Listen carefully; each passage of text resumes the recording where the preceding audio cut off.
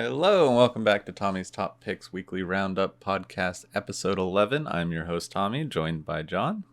How's it going? Good. It's been a fun week. We hit 100 subs. 100 subs! Woo! So we had the first giveaway, and so we gave away the box of Everfest. Tyler won it. Congratulations, Tyler.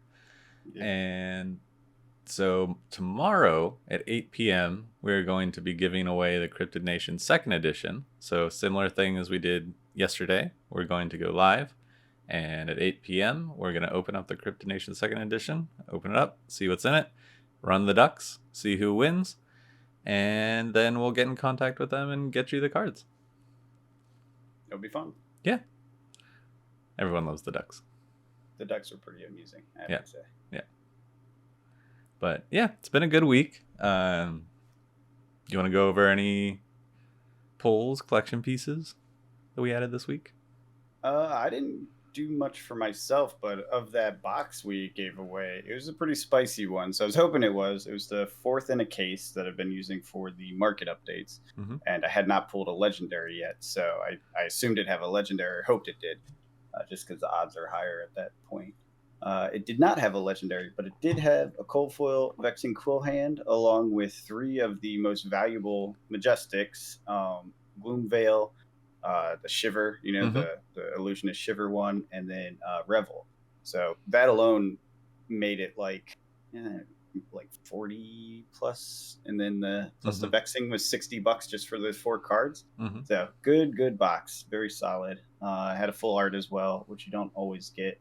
And it was good. It was a good box. Happy to give it away. Yeah. I did my Brilliant Stars opening. Didn't open anything spicy. I did get the Trainer Gallery Umbreon, which was pretty cool. Happy with that one. Umbreon VMAX. But yeah, Brilliant Stars. It's fun to open, but the boxes are expensive. And the cards keep falling. Yeah, and the prices are coming down in general, right? Yeah, I think I might I'm just gonna start buying some singles. Yeah, I mean, if you're trying to make a playset or a collection, it seems like that's the move, isn't it? Oh, for sure. Especially right now. We'll see how that is in a couple of weeks, but right now, I mean, it will always adjust. Yeah, there's dips along the way. Actually, just real quick. On that same topic, noticed that Tome of Findel, which is a kind of critical card in almost every meta so far, has dropped to like $14 on TCG Player. Obviously, just a normal unlimited edition, but I know people were concerned because they couldn't get it. Like a month or two ago, it was like $40. So it is considerably cheaper now. If you were waiting to pick one up, might be the time, and you can probably get even better deals through Discords and the like. I've seen quite a few things. I've actually started shopping again, so hopefully we'll see some mail day either this week or next week. Going through the Discords and stuff, people, I guess, scrubbing out of their pro quests and are done, so they're selling collections and just trying to get rid of it. Noticing that a lot.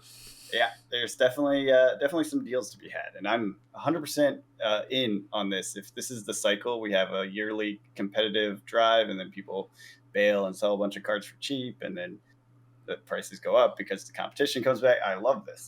This is a market I can work with. Yeah. I, on the other hand, am working on completing a playset of all the Flesh and Blood cards. So I realize I'm pretty close, but I'm at the point where opening boxes no longer really makes sense because I have so much. So I'm just going to be taking advantage of these dropping singles and try and complete. I'm working on some spreadsheets and figuring out what I'm missing, going through all my cards. It's going to take a while, but I figured I'd do a set at a time. So I'm starting with Arcane Rising because I think that's what's going to start going up first because WTR was printed like crazy.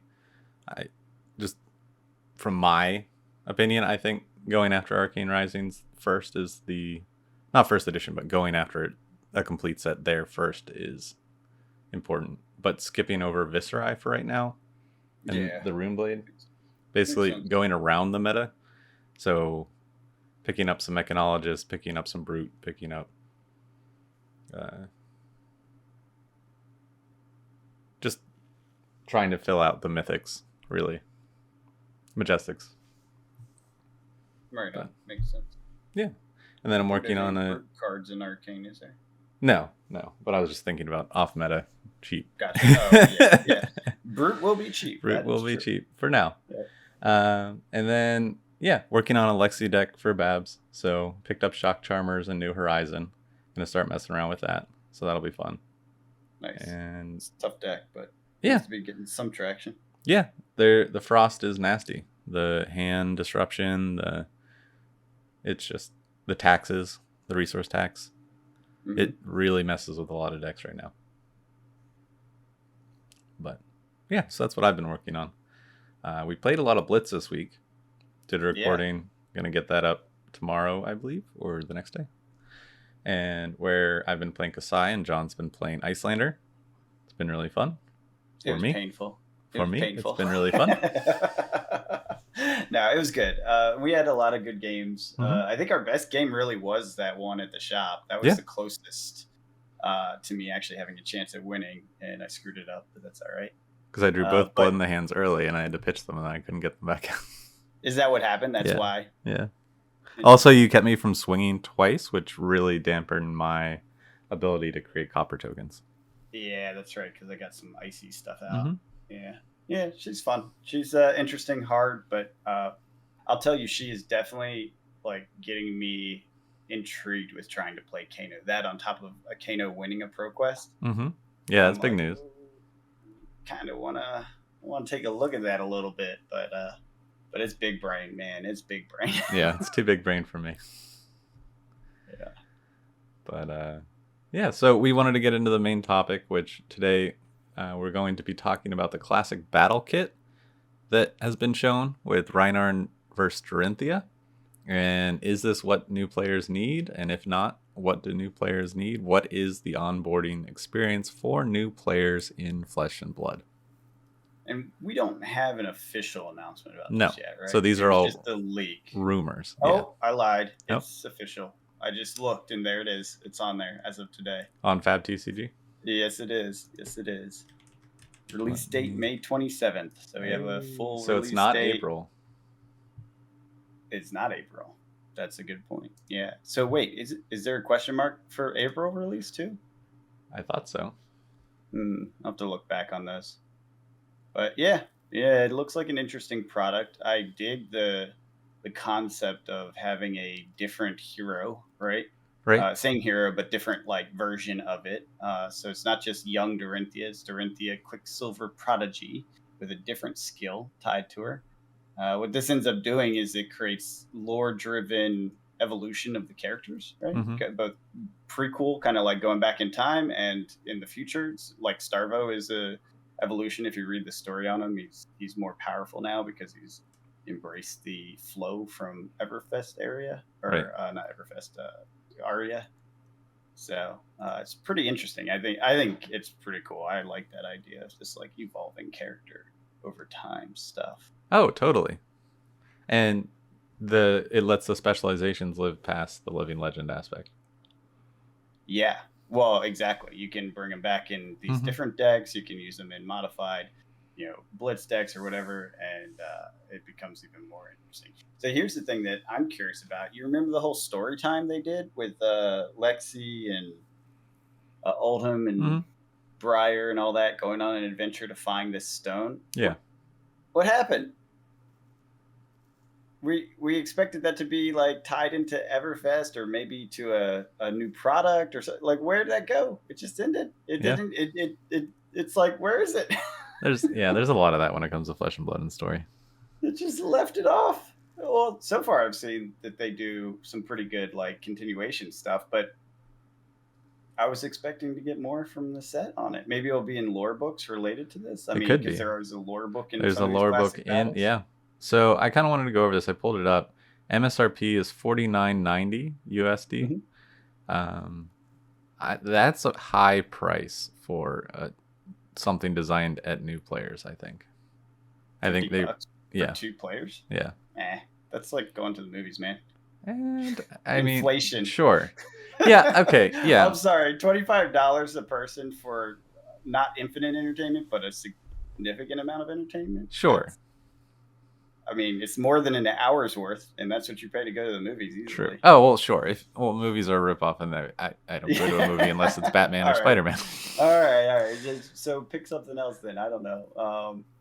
That is... It's a dinner. Less than it's a video ordering game, and yeah, right? Sure. Yeah. Okay, so... I don't know. It says... I don't think it's that expensive. I don't know. What I'm saying is, as a new player product, as a product geared towards getting someone into the game, I think it's a little pricey. But I could see it going under MSRP when it first comes out. Yeah, possibly. I don't know. I guess it depends on how much they print and how all that all goes down. Right. But like the and if they don't print enough and it goes above MSRP when it first comes out, why would it do that? I don't see it being a chase product. The cold foils, rainbow foils. Nah, who cares? Yeah, there's cold foils in it, and people buy them, but they'll be enough. Yeah. I really don't see this being a chase product. Think of like the Blitz decks. It's the same thing, and they go for what? $30, $20? No, 15. No, they dropped to 15. Their MSRP is not 15. Oh, okay. I'm pretty sure. Well, I've seen them more expensive than that. Oh yeah, for sure. Maybe that's just because they're hard. Like the older ones are harder to get or something. Yeah.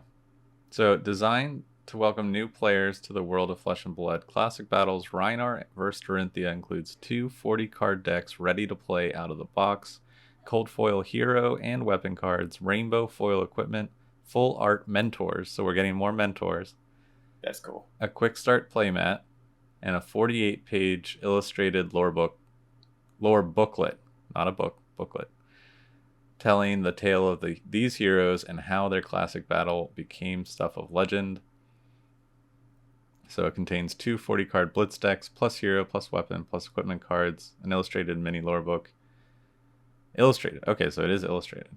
And a quick playmat. And 12 units per... So it comes 12 in a case. 12 of these. Where'd you see that part? I didn't see that. On the homepage? Or on Fab TCG. Yeah, I'm on You click product sheet. Oh, there it is. I see it. Yeah. 12 units. Got it. Interesting. So I think really it'll come down to what cards are in it. A lot of people are suggesting or theorizing that there might be some expensive cards that are in here to help bring down the price, like Command and Conquer or E-Strike. I doubt it. I doubt that. I would see that if they do a similar product, but it's CC decks. Yeah. I could see that, like a competitive battles or something like that, loot version. But in a Blitz, why would you... you definitely can put Command and Conquer and Blitz decks and like E-Strikes and stuff, but I guess that's possible. But if this is an intro product, why would you use some of the more complex cards? I don't think they're that complex. They're not intro. No, sure. Intro is basic mechanic stuff, right? Neither are the Monarch Blitz decks. They're all advanced. What's that? Neither are the Monarch Blitz decks. They're pretty basic. That's what I learned on. Give someone chain. That's what my dad learned on. Give someone chain. He can't learn anything. He couldn't figure out how to play Magic, and he learned how to play on Monarch. Yeah. And which one was he playing? Bolton, yeah. That's not the easiest one. In fact, it's one of the more convoluted, the way the language is around that. I don't know. I think this will be a good thing to get people into the game. But there's still a lot of hurdles when it comes to getting into the game to then moving to a competitive level. Well, yeah, but that's not what this is for. This isn't about getting to competitive. Right. This is just intro to the game. Here's 2 characters that play real straightforward, right? Mm-hmm. The most confusing thing between them, if you just think they're regular kind of cards, is Reprise and Intimidate. And Intimidate's not that confusing, so that one's easy. I guess, was it Blood Rush Bellow? That's probably the more complex one. And if they have Beast Within, that combo. Right. I hope they have some of the more complex combos so you can discover them as you play. But I don't know for sure. I don't know Rhinar well enough. I just have had my face smashed with Rhinar a few times, so I know that big things can happen. He's on my list. What's that list? Of heroes I want to play and learn. Oh, he's interesting. Like, no doubt. But yeah, I mean, as an intro product, basic cards, a little bit of advanced comboing, I think that's a perfect starting point. Call it $40. I'm sure it will drip down after it's been out for a while and it's not moving. Yeah. Because, again, I don't see this being a chase thing. There's cool and unique heroes and stuff in there, but I don't know. I don't see it being something that people are like, oh, I got to buy 100 of these and sit them on a shelf. No. But with the rise of interest of the game, it could. That's true. It could outstrip. Yeah, that's actually, you know what will tell us a lot about that is these upcoming, like the Indianapolis. Yeah. Is it calling? Is it a calling? Yeah. So it is. Yeah. See how many people show up to that, because depending on the numbers we see, will show us how much growth there is. I mean, locally, we're definitely seeing growth. I don't know if nationally there's growth, if internationally there's growth. I'm not sure what the numbers are. I think it's still growing, but I think so. I just don't know how much, how fast, Yeah. Are they staying ahead of it? At both of the Pro Quests I went to, it took me back, or it set me back seeing how many people were there. And it's not just our tiny little bubble playing Flesh and Blood. It's a large, I don't know. It's always cool seeing, because you always, when you meet somebody or talk to someone, you just assume they don't play, but then you show up to a place and you just see this crowd of people that all play it very intensely. Yeah, well, and to be completely blunt about it, both of our Pro Quests in our area sold out and had a waiting list. Mm-hmm. So now, on the flip side, we're probably one of the weakest areas of Flesh and Blood representation in the country. Most people are talking about, like, I'm going to like 5 or 8 Pro Quests, and we have like 3 within a 2-hour drive, and that's it. Yeah. So we're definitely in a shallow population, but they all sold out, and there's a community here for sure. Oh yeah. Yeah, and I know a couple more stores are going to be starting to pick it up around us. So. Yeah, that's right. I really feel like we're finally getting into it in our area, which is good. Yeah. Seeing it grow. So what do you think you need to jump from here to competitive play then? Because you were saying this doesn't set you up right. Right. So some other games do this, where if you buy 2 copies, so say you buy 2 copies of this, can you build a classic constructed version out of it? So this is Blitz. Technically.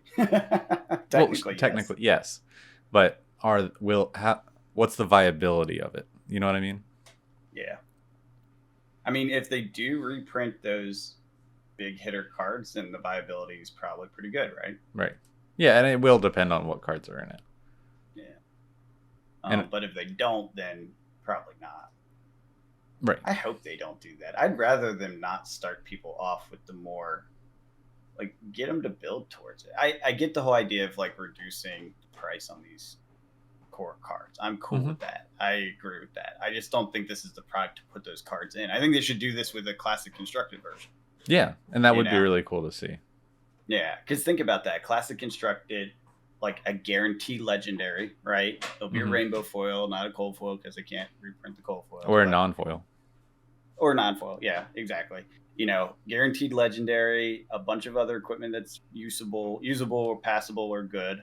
And then it doesn't say what equipment cards, so there could be legendary equipment. And you know what? We know that there's some differences because the sword has a different name. Right. What is it called? Dawnblade something or another? Resplendent something? It doesn't. It's hidden behind it, but it's. I've seen the name. Okay. It's out there somewhere. Yeah. Probably glistening something. Oh, maybe that's it. Yeah, but it's wild. Well, that's the special. She's getting a new specialization. I know. Yeah. Well, no, not the specialization. That's her actual power. Her hero power is different. And it ties to the new weapon, which is why I know the name, because it actually says the name of the new sword. It's still Dawnblade, but it has a different subtitle. If you look at the picture. In the text, it says The first time Dawnblade Resplendent gains Go Again. Oh, okay. Each turn, you may attack an additional time with it this turn. So it's like a simplified version of her standard kind of play, right? Yeah. Yeah. It's better wording. Hopefully. Yeah. We'll see what this says on the sword, though. Right. True. And does it do the same +1 thing? Does it do +1 until the turn? Does it do +1 for each time it gets Go Again? Like, how does it actually work, right? Right. The mechanics matter, and we'll see. Find out. I like the art of the Dorinthea, though. Me too. Yeah, I like it a lot. I like how it's full art. That new specialization's peeking out behind. Yeah, that's what I was saying. We don't know much about. Glistening something. Yeah. And then, so, is it a specialization for Dorinthea, or is it a specialization for Dorinthea Quicksilver Prodigy? That's a good question. I don't think I've seen any specializations that are like title based. That's a good question. But that could, okay, so here's where, all right, here you go. Here's where it could end up being a chase product. As far as we know, this is the only place this specialization is going to be. Yep. And if you don't get a full playset. If it's really good and people want it in their regular Dorinthea deck, this product now sells out. Yep. You know, or Rhinar has the same thing. Yeah. What if it's something that makes freaking Rhinar like viable? Like a new club. Or a specialization that just tears it up. Yeah. Yeah, then this will sell right off the shelves. Yep. But then that also becomes the perfect, like, hey, beginner player, buy this and you will have a deck. That's true. That does actually get you a lot closer to the step. So that's why I'm really hoping these are competitively viable Blitz decks. I mean, I hope it's not like competitively. No.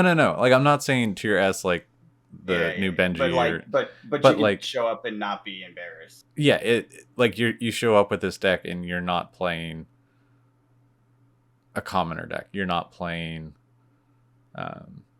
Clearly, you're not. They have Majestic shown. Right. No, I know. Yeah. But I mean, like power level wise. Yeah. Because I think commoner is just almost. The more I play, the more I don't think commoner is a good example or a good place to start. It isn't. The only thing that's good about it is the price. Right. Yeah. Everything else is a bad idea. You shouldn't do it. And I hate to, down on anyone that loves commoner. It's a fun enough format, but it's so busted and like it forces design into a very specific niche that it wasn't designed for. It isn't. It's not balanced at all. It's a total mess. Like if you play it, you can have fun with it as long as everyone's on the same page. But it's definitely not like a fair starting place. Not at all. But I don't know. I think this was definitely needed we needed with this new wave of players coming in, we need more products like this, and I hope they continue. So I hope we see like the Katsu Bravo next, and then they go into Arcane Rising, do like a Dash Viserai classic battle. But I think it'd be cool, like with these new specializations, if they even printed more new cards than just the specializations. What if there's, 10 new cards per deck? That'd be kind of cool. That would be really neat. I mean, that'll sell the product. That'll move product for sure. Yeah. Because people will want those. And you need to buy 2 for a playset kind of a thing. Like a classic constructed playset. I mean, you buy 1 and then singles it. Sure, yeah. Theoretically. Assuming people are opening them and then selling them. But if you buy singles, then you're waiting a bit, or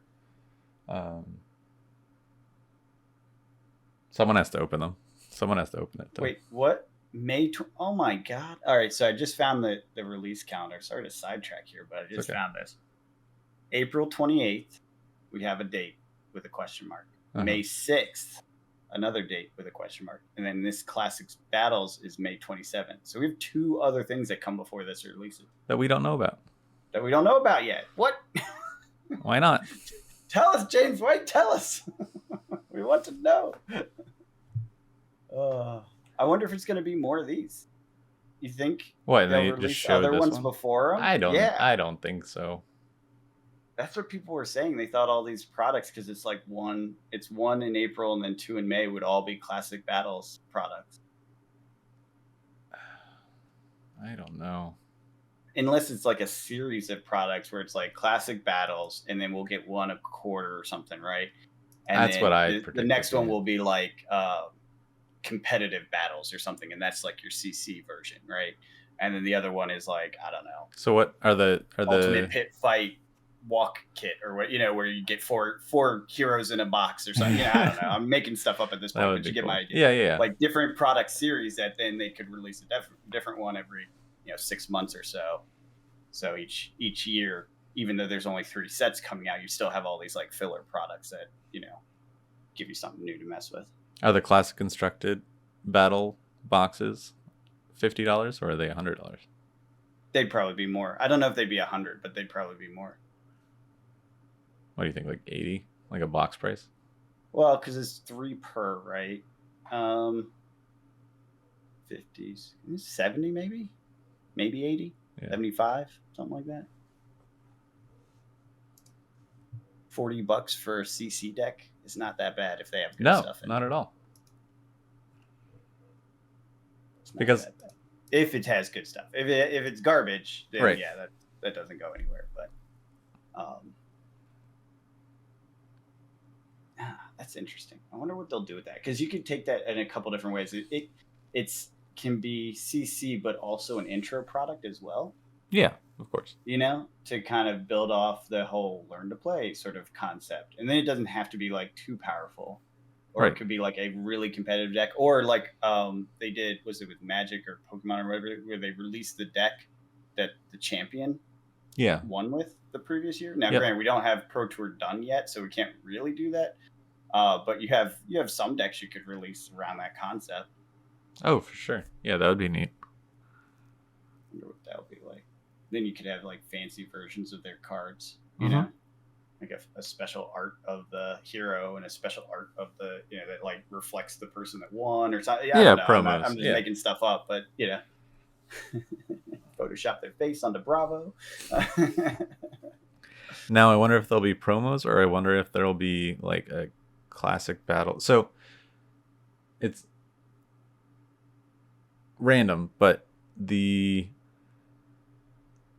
specialization in the cards that are not part of other sets when they are in this, are these going to be labeled like the Blitz decks, or they are their own numbering? Do you think? I would imagine so, because they've done that, I think, consistently with everything so far, right? Every time it's a separate product, it has its own code. Yeah. I'm pretty sure. And I can't quite make it out on the product sheet. It's hard to say.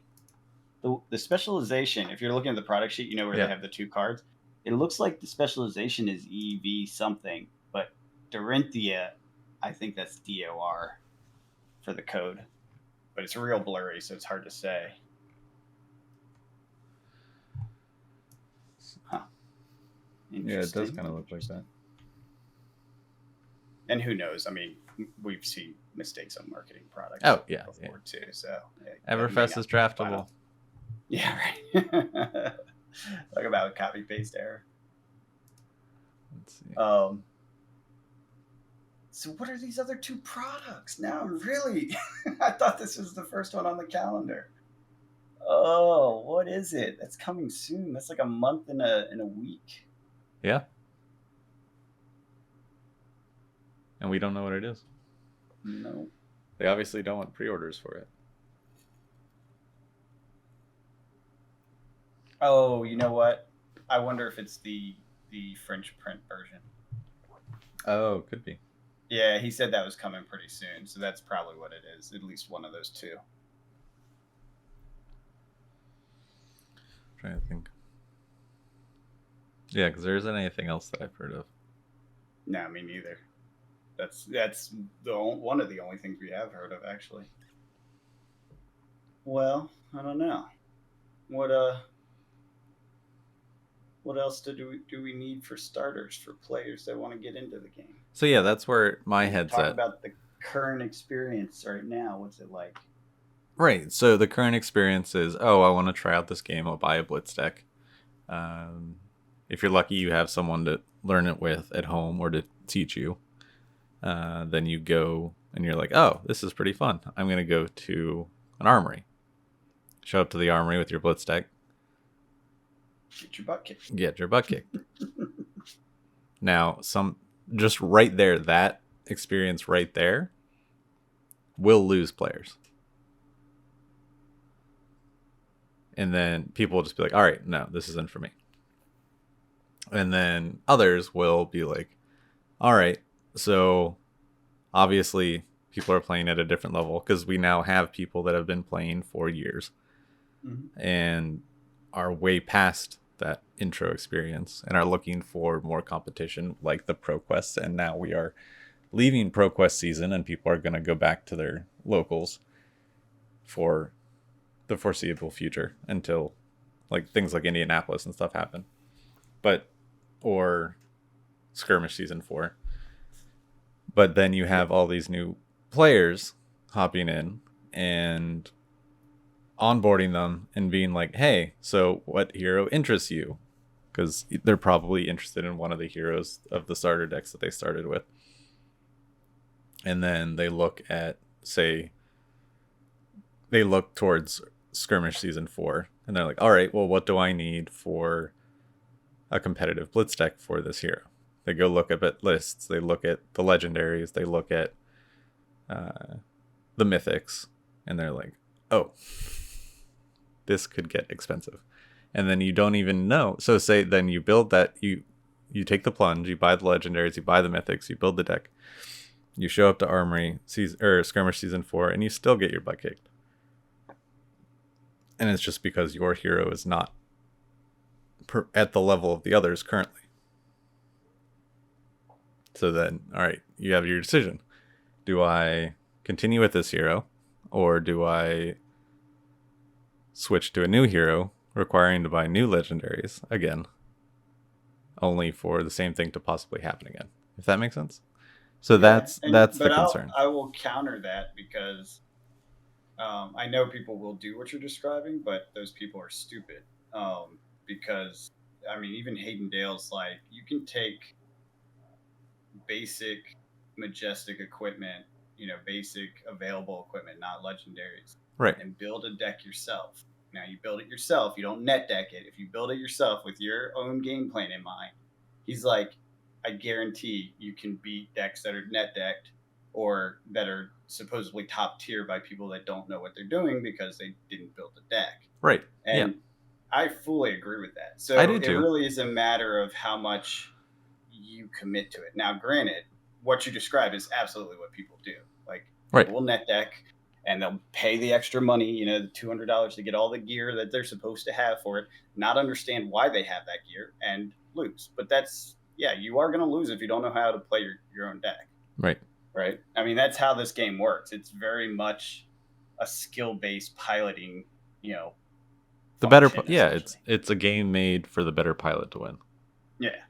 And so yes, I think it's a tougher on-ramp in general because of that, right? Right. And the only way to get good at that is to actually just play a lot, which means not just your armories, not just your, like going online, going to Discords, doing felt table, that's how you get good. In fact, my recommendation to anyone listening, go get your deck that you want, build it on fabdb.net, copy that into felt table, and then just play against every hero until you can beat it. Felt table is horrible. Well, to be fair, felt table is really great, but the AI is very limited, which is totally understandable because it's a complex game. Yeah. Meaning you should be able to beat every single AI that they have available, and even some you throw in there yourself from like competitive decks. Mm-hmm. If you can beat them consistently, now you're ready to go and face off with a human being, which you will probably still lose some. But this game has always been one where you lose, right? Like, it's not a game where you win. In fact, it feels much better to lose this game than it does, Magic. Oh, totally. Anything else, really. Yeah. Because it's like you did stuff. You managed, as long as you're learning along the way, like, oh, that's how that combo works. Oh, that's how that piece of equipment interacts with that combo or that card, Yeah, I still learn new things every Thursday. All the time. That's why I enjoy it, because it feels like you're actually progressing even when you get your butt kicked. Right. Yeah. And I think it's a game that rewards people sticking through that intro period of a new player. But yeah. I think the easiest way to learn, though, I think you said it in the beginning, but I think the easiest way to learn is learn with someone else at the same time. Yeah. Because you're both going to screw up, right? Yeah. You're both going to make mistakes. You're going to have misunderstood rules and stuff, and somebody will win, and you won't really know why. Right. You're not going to be able to be like, oh yeah, it's because this combo wasn't done effectively, or that one was, or you're not going to know. It's just you'll get down to the end, you'll be like, yeah, somebody sure did win that. It reminds me of our the first one we recorded with Prism and was it Dorinthea? Oh yeah, yeah. And we were down to like one life or whatever. It was such a good close game, and I guarantee neither of us could have said how or why we got there. No, but I bet we would both be cringing if we went and watched that. Absolutely, I know we messed up a ton of stuff. Yeah, but it's that's how you learn, and I feel like that's the easiest, like the most comfortable path into the game is with someone else that's also learning. Yeah. It's not the fastest path. The fastest path is having someone mentor you, I would imagine. Oh yeah. So if you really want to be competitive, find someone that's already competitive to help you. Yeah. They're out there. Yeah. I mean, basically what I'm thinking is Blitz is good. A lot of people hate on Blitz, but Blitz is a great way to learn the game because it's not, oh, we played for 40 minutes and I lost. Or we played for 20, 30 minutes and I lost. They tend to be much quicker games, and so you can get more games in, so you can get that experience under your belt of playing because just the way you play the game changes so much when you only have 20 life. Agreed. Like you're playing a lot more at that low health, lethal, threatened position. Yep. So the more time you have in that position, the more experience you'll gain because you're trying to figure out how to live to the next turn. It's that puzzle. Right. Yep. That survive yet hit puzzle. Yep. Right. Opposed to YOLO health as a resource like I do. That's right. In Classic Construct. Yeah. Yeah. Well, and I think that's the good thing about Blitz. And okay, so there's two sides to this Blitz argument, and I think both are absolutely accurate, and it's a matter of the kind of context of it. Yeah. Blitz sucks is this. Blitz sucks as a highly competitive structured format. Correct. Because it narrows your design and build choices to very, very limited lanes of one turn kills. Like right. You have to do that or you're not top tier. You just aren't. Yeah. In Blitz. So that's where I think people get mad at it because it's like they're too constrained and it's not well enough balanced at that tier, at that Blitz level for everyone to have an ability to do something. Mm-hmm. That's not really crazy to me, right? It's not made, in my mind, it's not made for that. It is made for the other side of the equation, which although they're doing skirmishes, so that kind of, it may not be made for it, but they're doing it anyways. They're embracing it, which is fine. It could be, well, that could also be part of the transition. It then takes these new players that are learning in Blitz and building Blitz and then gives them a competitive mode. I don't like it. I'd rather have them go to CC, honestly, because they need to learn a lot of CC stuff before they can be top tier skirmishers. Right. Yeah. But I'm not saying CC will teach them a lot of that stuff where you just don't, in Blitz, you won't have the chance because it's too short a game. Right. Of course. Like think about pitch cycling. And although pitch cycling I think matters a lot. It's happening more in Blitz than it happens in CC. Yeah. So, and then, well, going back to the thing, the other side of it is, it's a casual format. And for that, I think it's freaking amazing. Yeah. When we all come to our shop and there's like 10, 12 of us there that just kind of brought janky decks for fun. Yeah. That was a wild time. That was a good time. I enjoyed that a lot. And yeah, we could all be hyper aggressive and bring competitive Blitz decks too if we wanted, but it's a different feel when you're trying to do it a little casually. Kind of like Ultimate Pit Fight. It's a goofy, fun format where it's like, oh yeah. Yeah, and I think that also depends on the scene of your shop and the other people that go every week and what everyone wants to do. Your ratio to new to experienced players. All of those things come into effect. And like all the try hard personalities, like if you have a lot of like competitive Magic players coming over with that mentality of I have to smash your face in or it's not fun. Right. That will definitely translate into the way your community plays and what it looks like for you. So yeah, I'm pretty pleased with it. I haven't seen any issues around our Blitz events. I enjoy them. No. I think the other thing, not to push people, but one thing that kind of got me over, because coming from Magic and coming from other card games and looking at the price of some of these legendaries, I was just like, wait, I'm paying how much for a piece of cardboard? But then seeing the prices hold, I guess. So it's kind of like you're just holding that there. And if you ever decided, oh, I want out, you could probably sell it and make most of your money back. Well, yeah. And they're not like, aside from the core ones that everyone's talking about a solution for, and I imagine there will be one.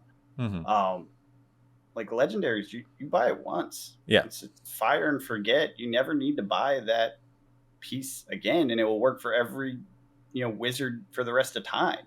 Yeah. So focus on a class or two, slowly pick them up. Prices stay the same and go up. It's actually the collectible side of it, honestly, is the legendaries. Right.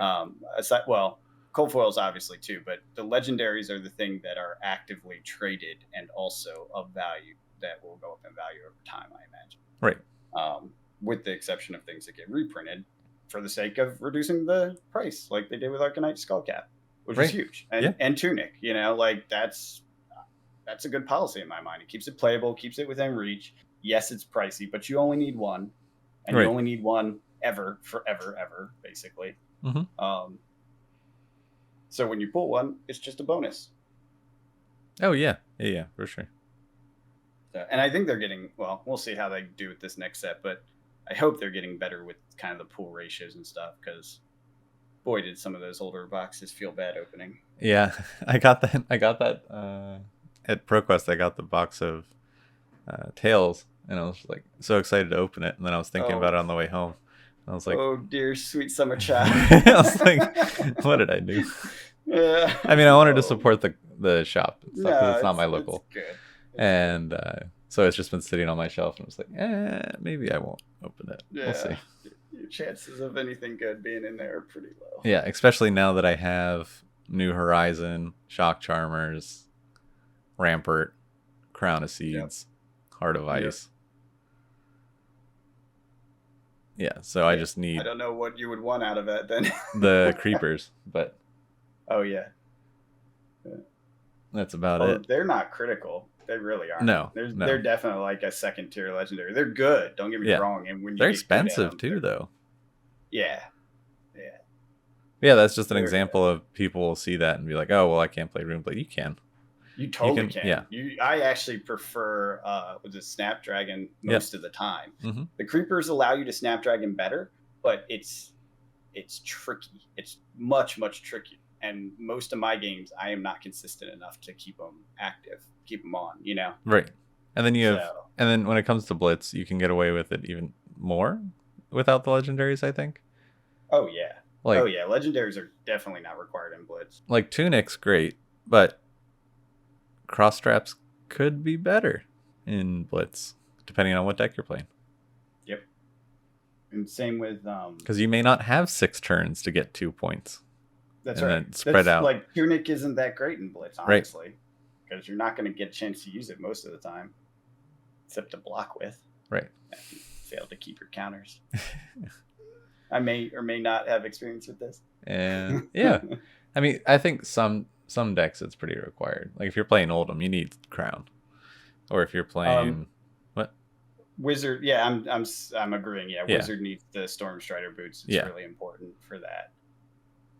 There are a few that are critical, but it's not end all be all. Crown's tough because Crown's so expensive just because of popularity right now. Right. But I mean, Oldham's not a top tier Blitz deck.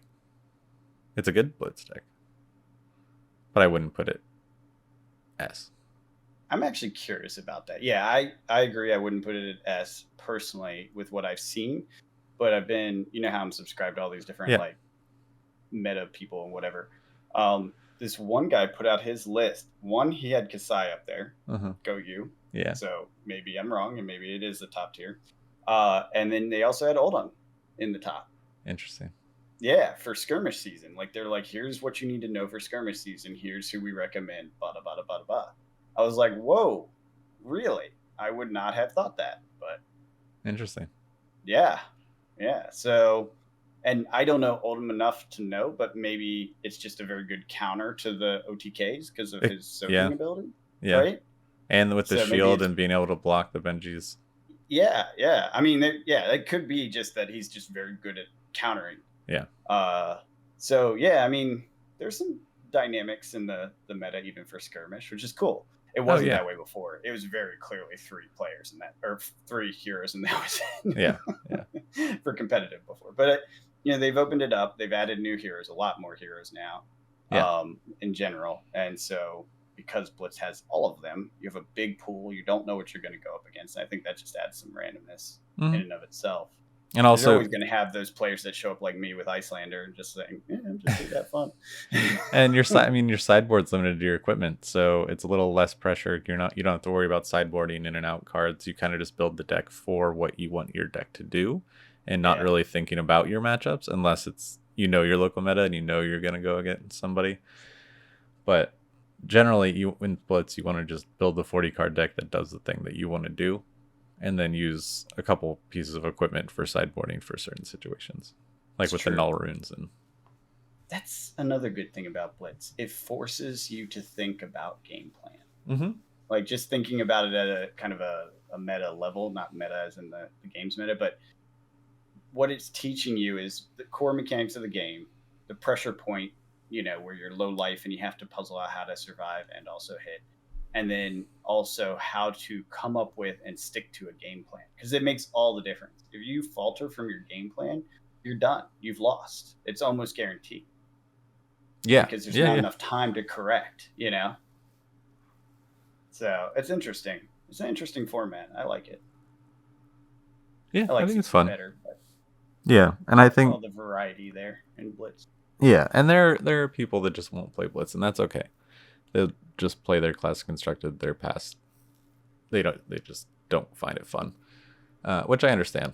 But when growing a community, I feel like Blitz is always going to be a pivotal factor in a community's growth.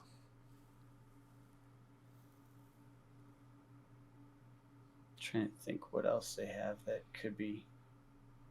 And I mean, draft. Like, if you were talking about bringing over the Magic community, draft is a great way.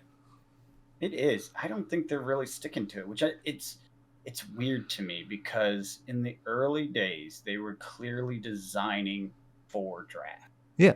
Like, it was a huge thought in the cards that came out, and there's many cards that you look at and you're like, why do these exist? And it was because of draft they exist, right? Yeah. And now, I guess with just the one set this year, it feels like they're moving away from that a little bit. I don't know if that's accurate, but that's what it feels like. Yeah. I mean, they did. It's like, it's done. You can't say hope not, because this year we'll have one additional draft set. It's going to be right, but maybe next year we'll have 2. Yeah, but how long until that next draftable set comes out? Another year. I know, right? It's going to take forever. From June until what? Like, February, March? I don't know. When Tails came out in September, right?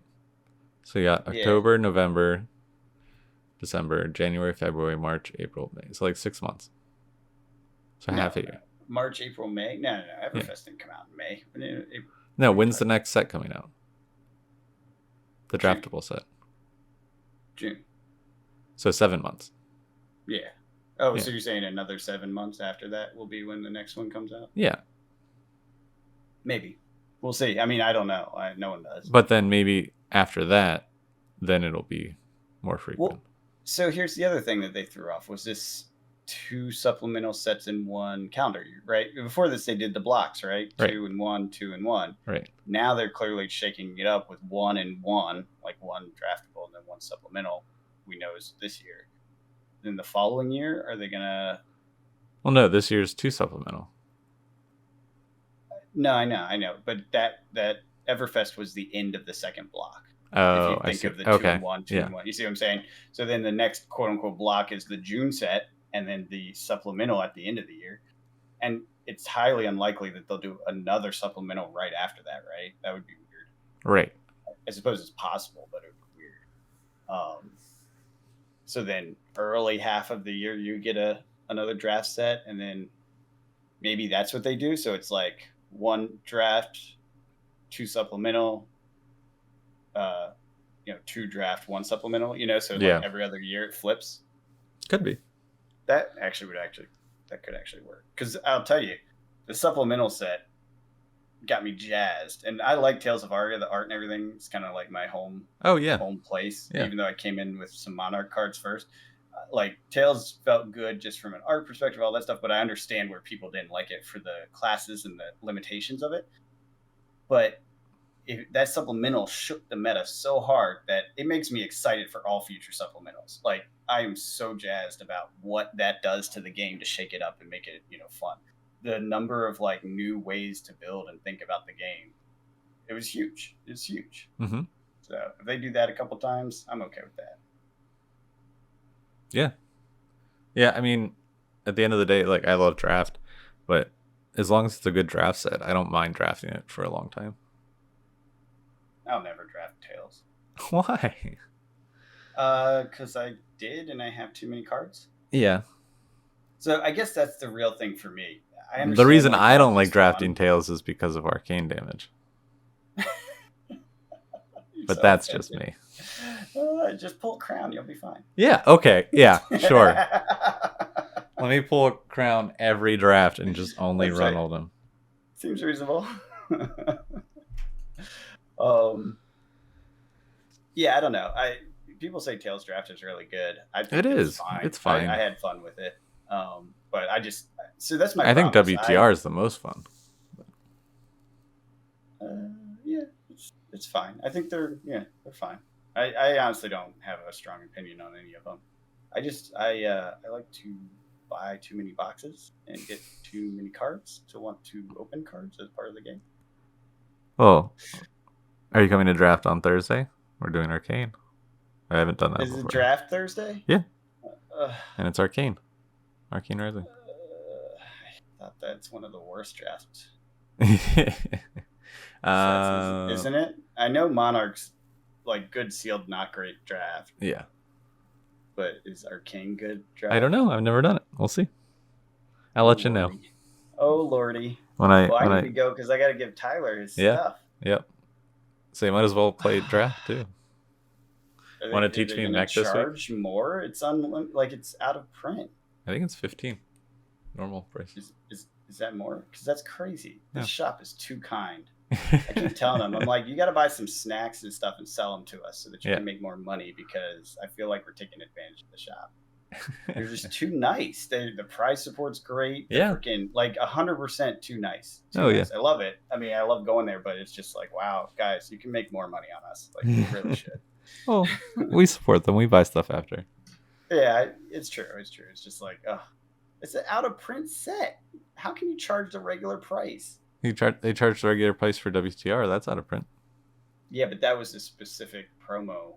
Like, no. What do you mean no? No, we did it 2 weeks ago. Yeah, that was. It wasn't the farewell. Oh, it wasn't? No, we just drafted WTR.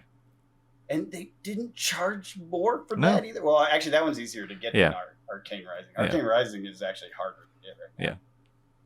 God, too good to us. But that's crazy. It'll be fun. I think it'll be. I have no idea who I'm going to go. I think I'll go generics pack 1. And then... Oh, come on. You know exactly who you need to go as. There's only one answer. It's Viscerai. Well, okay. It has to be. At our shop? Damage. For the same reason, Tales of Aria is always Briar. Yeah, but people can... Arcane damage. No one can block. People can, though, because there's a lot of Null-Rune. That's the difference. A lot of it? It's common. It's a common slot. A couple will be opened. At least a couple. Okay, but... It's like the Iron Rot stuff. Yeah, I mean, there will be some. You're right. You see a decent amount. People will grab one.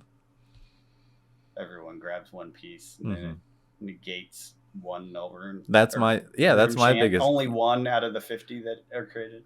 Right. Because it's Viscerai. But you only need to pitch one against Viscerai. Oh, that's right. Yeah, that's right. Yeah. So you only need one, and it blocks all. Right. So that's why it's so much better in Tails to go Briar. Right. Because there isn't the null rune. Yeah. It makes sense. I'll go Kano. There you go. Then there's the big numbers. Can you even play Kano? I don't even know. Is that possible in draft? Yeah. Is that doable? Drafting Kano? Yeah. God. Can't even imagine. I'll do it with you. We can both do it. Dash is there. I like Dash. I know Dash pretty well right now. I don't think a lot of people. Yeah, it'll be interesting to see what people go. Because I think Viscerai will be pretty popular. A lot of people will be drafting Viscerai. Yeah. Who's going Azalea? Maybe I'll go Azalea. No one's going to do it. And I need. This is why I'm not sure this is a draftable set. I think we might be making a big mistake here. It's for science. It's definitely for science. Because I can't imagine Dash. Azalea's going to be wide open. Azalea will be wide open and still horrible. Like, regardless, that's the problem. You'll have all the best cards for Azalea, and you'll still get crushed. Still lose. I don't think Kano, Dash, or Azalea are really like draftable heroes. You know, like Dash is probably the closest, and you just kind of do the whole boosty try. You know, like go for boosting. Yeah. But God, Kano without his combos, and Azalea not set up balanced. I mean, even when she is set up balanced, you can't win with her. Yep. Oof. Yep. This is going to be rough. Yep. We'll see. Yeah. If you've ever drafted Arcane, leave a comment. I want to know. What are your tips? Like? Who what are the people tricks? Draft? Yeah, because is it even possible? Yes, it's possible. Sounds painful. Remember, this game was built to be drafted. This is the second set. So but I'm not sure they had it figured out at this point. WTR was great. But WTR was one of the last things they created. Remember? Oh, right. They created it to be a trainer set after they had already designed the other sets. Right. So it is expressing all the experience they gained. Right. from other sets. Yeah. So we'll see. Should be interesting. Yeah, for sure. Well, anyways, we got way off topic there. Yeah, I mean, we were all kind of just talking about the new player experience. It still talks about the new player experience, these different drafts. Yeah. Find an awesome shop like ours. That would help. Yeah. But yeah. And if you do have any new player questions, feel free to reach out. We do have the Patreon up. In our Patreon, we have access to our Discord, where we have a bunch of people just talking about Flesh and Blood all day. Be happy to answer any of your questions. If you're looking to get in, if you want to buy some stuff, we have boxes still available to our patrons to purchase, and we can open it just like we opened the box of EVR yesterday, and then send it to you. And then the other videos. So we did the 100 sub yesterday, and I did a Brilliant Stars box opening earlier this week. If you want to take a look on our YouTube channel, there's also, we wrapped up our Wilderness first impressions. Looking fun. I'm super excited. We did our usual market update. Any gems you want to toss in from that? Prices are correcting. Go buy stuff. It's definitely, I would say, over the next week or two, which we called this a while ago, that we'd have this dip come up. I don't think I got the week right, but it's close. But essentially, we're seeing it. It's happening, and you can do a TCG player. You'll get a few deals here and there, but honestly, check out Discords and Facebook groups and whatever, because there are like crazy good deals there right now, which I think are dragging prices down on stuff. So definitely a good time to be buying. I'm buying. So yeah, and I'm trying to complete my playset collection, so that'll be helpful. I was looking at a lot of the cards, like mythics and rares, and there's rares I need from Arcane Rising. And I was looking, it's like 10 cents, whatever. Fine. Yeah. There's a ton of cards that are really cheap. Yep. So one thing, I haven't been talking about this, but it's one thing I started to do is I'm going back and picking up first ed WTR stuff. All sorts of things. And there's here and there's stuff that's reasonably priced. I'm just picking it up and putting it in my first ed box. I have a box of all first ed early stuff. And I think it's a good time to do that because prices are kind of bored right now. Like no one's really going crazy collecting or anything, and some things are just disappearing. I got the last copy of, I can't even remember what the card was, and it was like $8, and the next purchasable one is 150. So yeah, I'm sure there'll be more put on there, somewhere between $8 and 115. But the fact that it's zero population, except for $100 cards, there's not that many left. The market is very illiquid in those places, and so there's some opportunities out there for sure. And they're reasonable cards, like it's reasonable prices, so you can pick up a few here or there and not feel bad about it, and put them in a binder or whatever, and hold on to it. I picked up the last. They're slowly disappearing, all the WTR cards. Yeah, I picked up the very last Batman Ninja WTR White Schwartz trial deck on TCG Play. What? You said WCTR. What's it called? Batman Ninja White Schwartz trial deck plus. Oh, trial deck. Oh, gotcha. There was one on TCG Player. I was like, well, I'm grabbing this. This is mine now. This is mine. Yeah. So we did that. We're going to put out Blitz gameplay this week, possibly some mail days, market update, and a ProQuest meta review John's been working on. So yeah, that comes out tomorrow for week 3, and then week 4 will be sometime later in the week as the data fills in. It's not fully populated yet. I think there's only 14 from this weekend that are in there. So. And tomorrow night we have our Crypto Nation giveaway. Yeah. So that'll be fun too. So yeah, hopefully we pull some spice. Yeah, some Mothmans. We'll see. Hopefully, I've had some good luck. But yeah. Anything else you want to touch on? Got nothing else here. All right. Well, until next time, I'll talk to you soon. Have a good one.